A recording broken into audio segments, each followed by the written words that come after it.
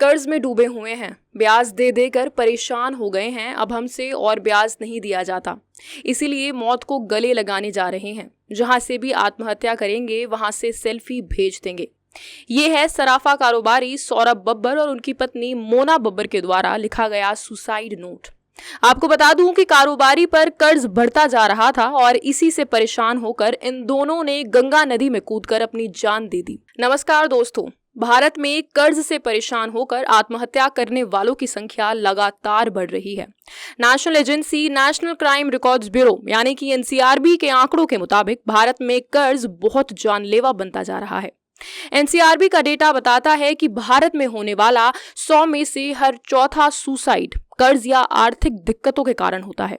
Agency के अनुसार 2022 में भारत में 1,70,000 से ज्यादा लोगों ने खुदकुशी कर ली थी, जिनमें से 7,000 से ज्यादा लोग ऐसे थे जिन्होंने कर्ज से परेशान होकर खुदकुशी की थी।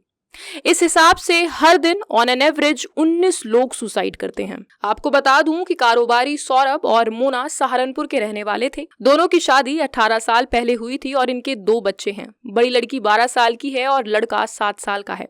दोनों बाइक से करीब 100 किलोमीटर का सफर तय करके सिर्फ आत्महत्या करने के लिए हरिद्वार पहुंचे और वहां से आखिरी सेल्फी लेने के बाद गंगा नदी में छलांग लगा दी।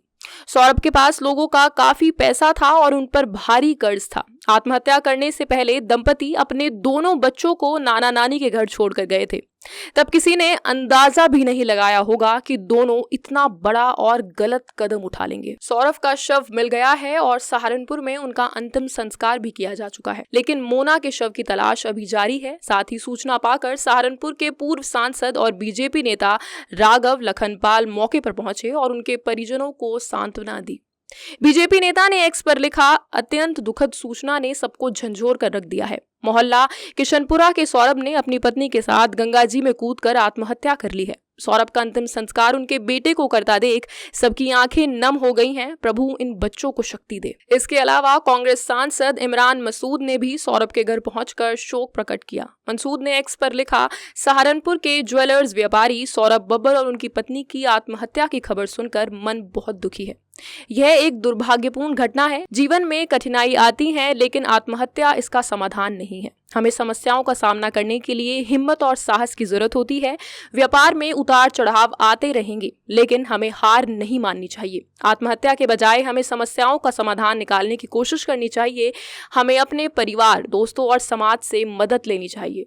इसी के साथ इमरान मसूद ने पीड़ित परिवार को न्याय दिलाने का आश्वासन दिया है और कहा कि वे इस मामले में सख्त कार्रवाई की मांग करेंगे। धन्यवाद। जय हिंद।